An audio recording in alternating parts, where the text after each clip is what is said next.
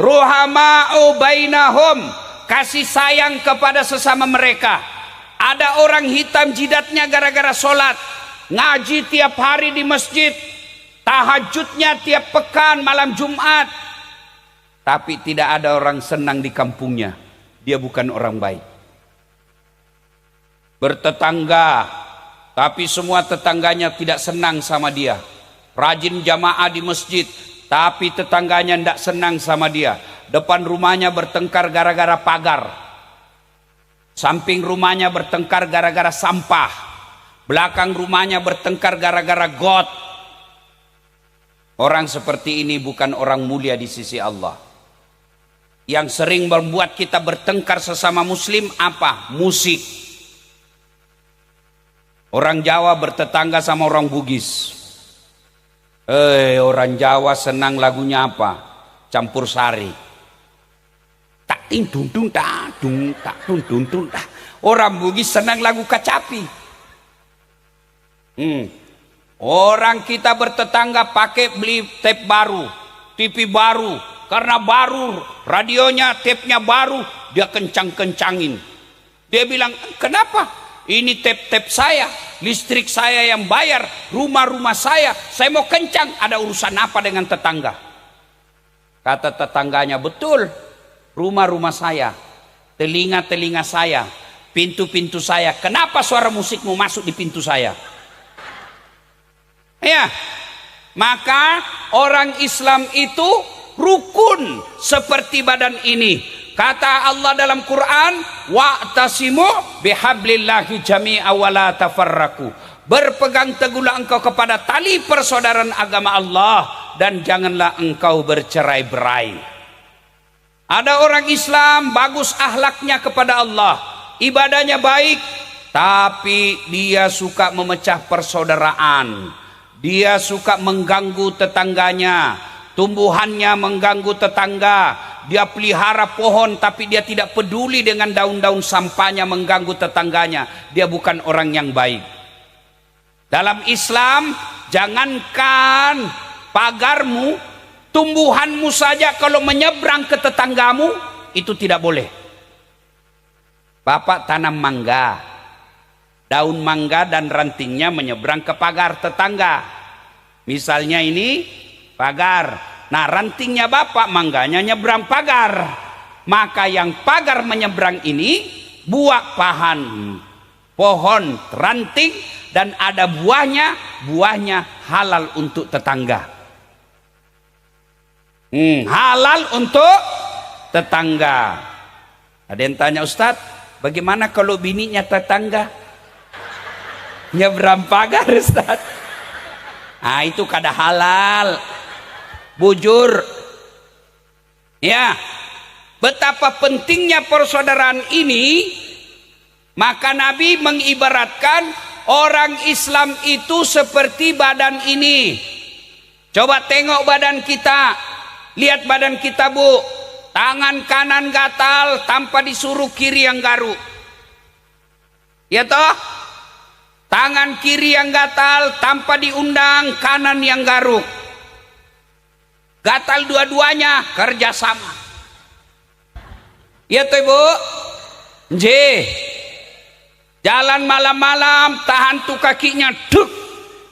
Kaki tahan tuh, otomatis seluruh badan ikut merasakan. Yang pertama merasakan apa? Mulut. Ya. Yang kedua apa? Mata mencari. Yang ketiga mulut meniup. Yang keempat tangan mengusap. Padahal kaki yang bermasalah, semua badan ikut sakit. Tidak ada orang tahan tuh kakinya, cek. Kata mulutnya, kau rasa kau pergi jalan. Begitu mestinya kita masyarakat berjiwa. Satu sakit, yang lain ikut merasakan. Ada 2 rumah kebakaran, seluruh masyarakat berjiwa bergotong royong bantu saudara kita yang rusak rumahnya. Itu yang disebut muslim. Ya, kalau ada yang mau menjadi orang baik, kita bantu bareng-bareng. Ada saudara kita kena bencana, kita bantu bareng-bareng. Itu yang disebut muslim. Mereka bersaudara. Jangan saling menggosip. Dia rajin puasa. Ibu-ibu pegang tasbih. Ada tasbih digital kan?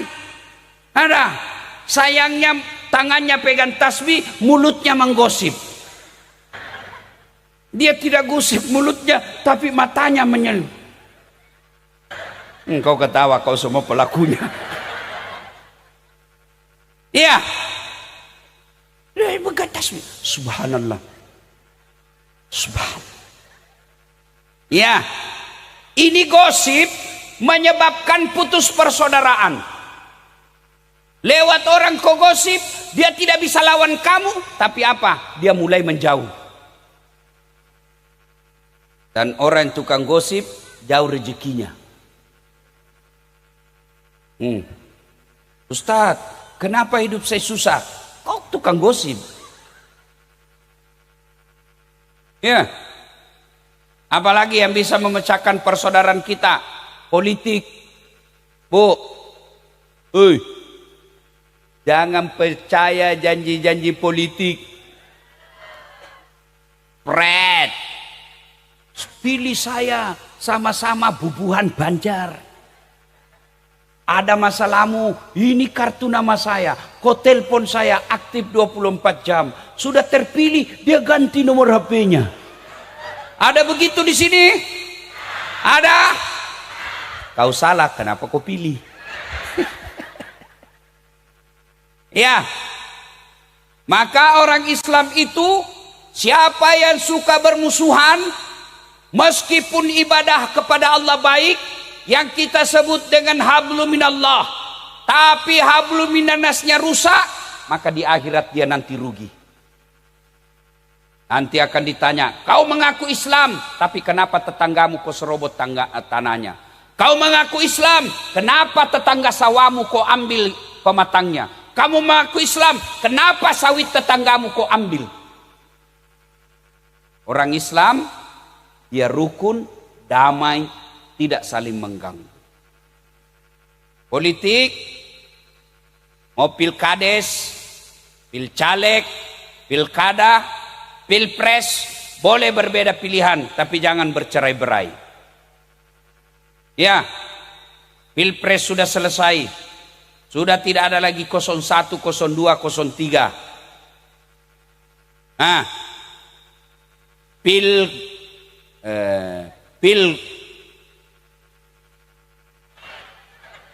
pilkabe. Ono ta? Ono. Maksud saya pilkada. Pilkada sudah selesai. Sempat di Kutai Kartanegara ini lama baru selesai. Ya. Alhamdulillah bupati sudah terpilih.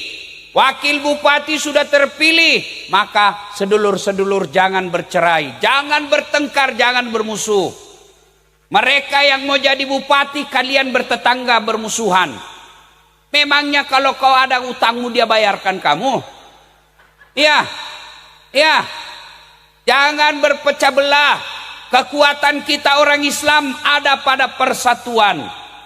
Maka semakin kita bersatu, maka insya Allah rahmat Allah akan turun di desa ini. 1. As-sidda walal kuffar. 2. Ruhama'u bainahum. Kasih sayang kepada sesama mereka. Coba lihat berjamaah.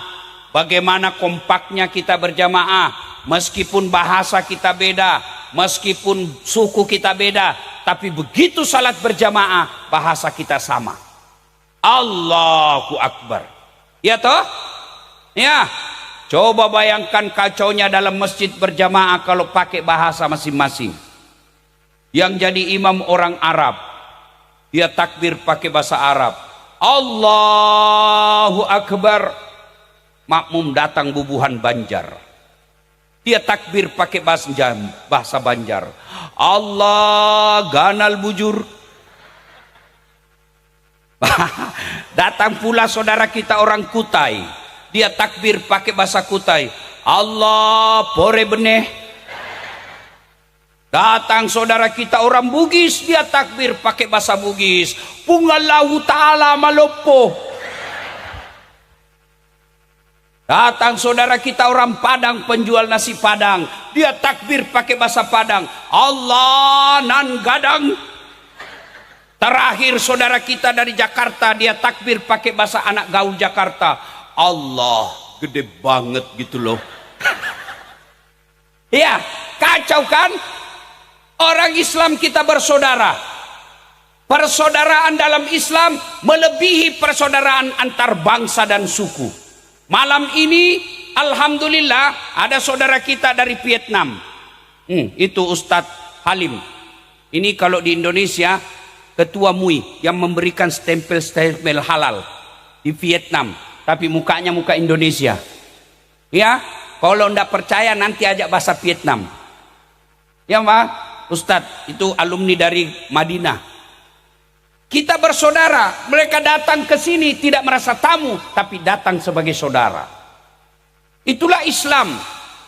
Ruhama'u bainahum, kasih sayang kepada sesama mereka. Yang ketiga, tanda orang Islam menurut Quran, asidda'u lal kuffar, ruhama'u bainahum, tarahum rukka'an sujjada. Kamu lihat mereka ruku dan sujud, sholat 5 waktu. Maknanya apa? Biar dia puasa, biar dia bayar zakat, dan dia bahkan baik kepada tetangganya, tapi tidak sholat, dia bukan orang Islam. Tanda orang Islam itu sholat. Maka penting ini sholat, dalam keadaan apapun harus sholat. Boleh tidak sholat Ustadz? Boleh. Kapan? 1, belum balik. Ada ibu-ibu di sini belum haid? Ada? Ono? Kalau ada di sini sudah 2 anaknya ndak pernah haid, boleh sampai ndak sholat. Yang penting mengaku belum haid.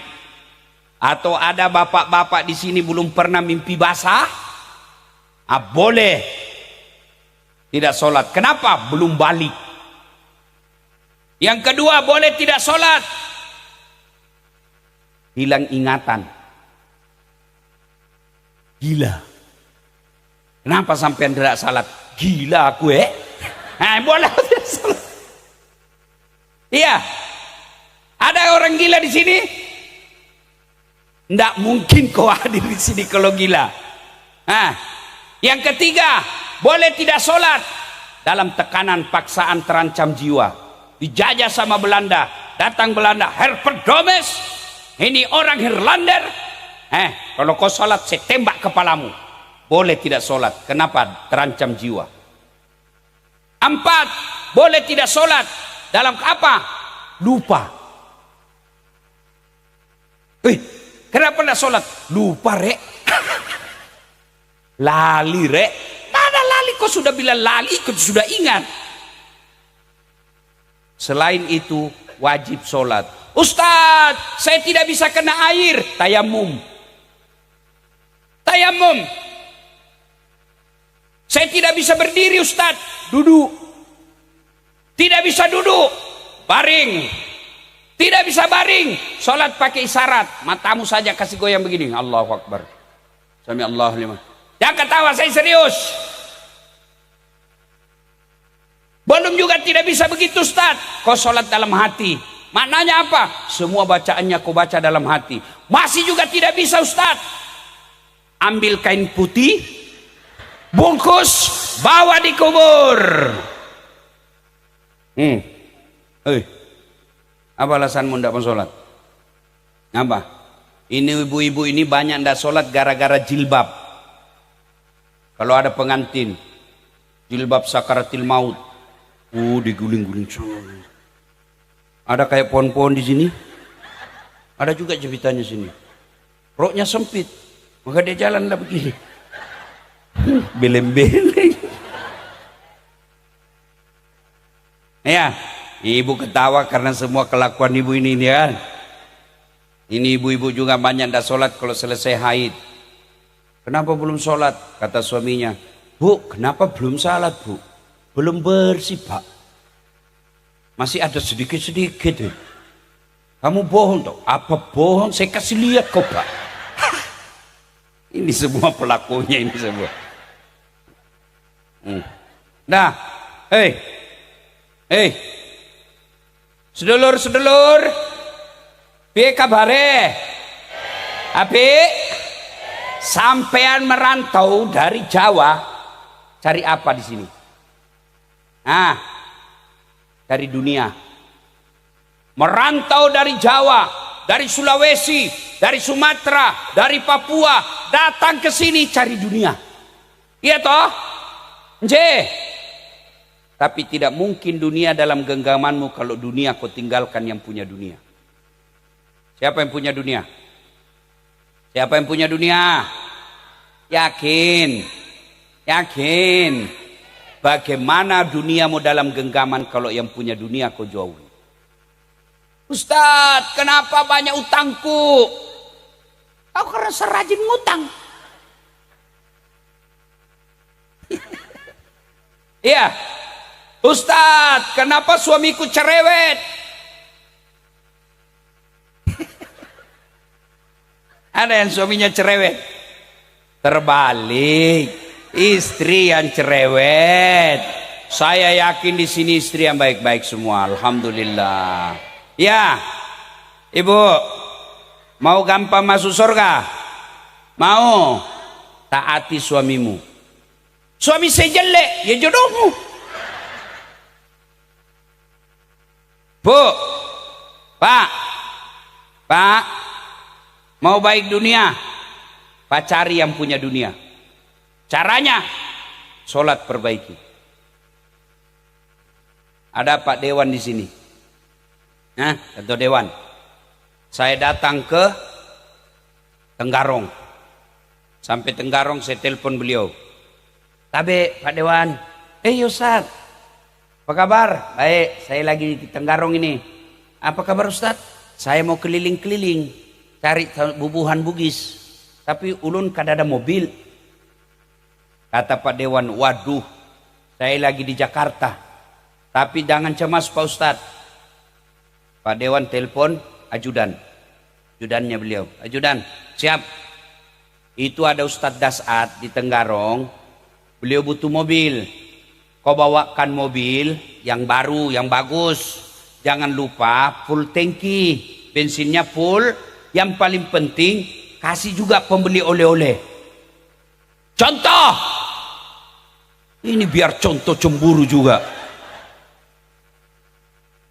Ini aja cuma contoh.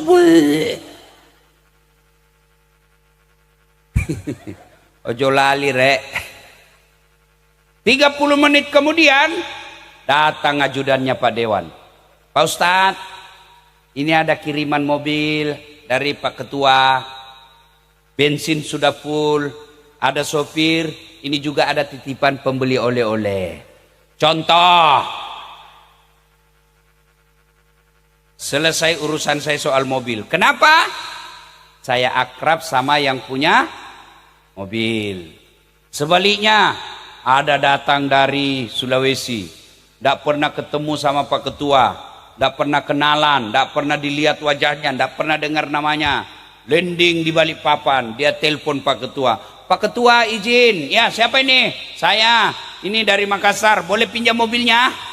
Pak Ketua, siapa ini? Tidak kenal. Siapa dia telepon Pak Ketua? Siapa? Polisi. Pak polisi, tangkap itu. Tukang tipu. Tidak kenal tiba-tiba pinjam mobil. Pasti tukang tipu. Begitu juga sedulur-sedulur. Tidak pernah sholat. Tiba-tiba ada masalah dalam rumah tangga. Ada masalah ke ekonomi. Ada masalah pekerjaan. Mengadu dia dalam doa. Ya Allah, capek sudah saya hadapi hidup ini ya Allah. Capek sudah saya menderita ya Allah. Kata Allah, malaikat, karena dia sudah capek menderita, cabut nyawanya. Sholat ya. Tanda orang Islam, sholat. Kalau dia tidak sholat, jangan percaya. Tuhannya aja dia tipu. Tapi kenapa sih sudah sholat Ustaz banyak masalahku? Pasti kalau kau tidak salat lebih banyak lagi. Apa saya salat masalah rumah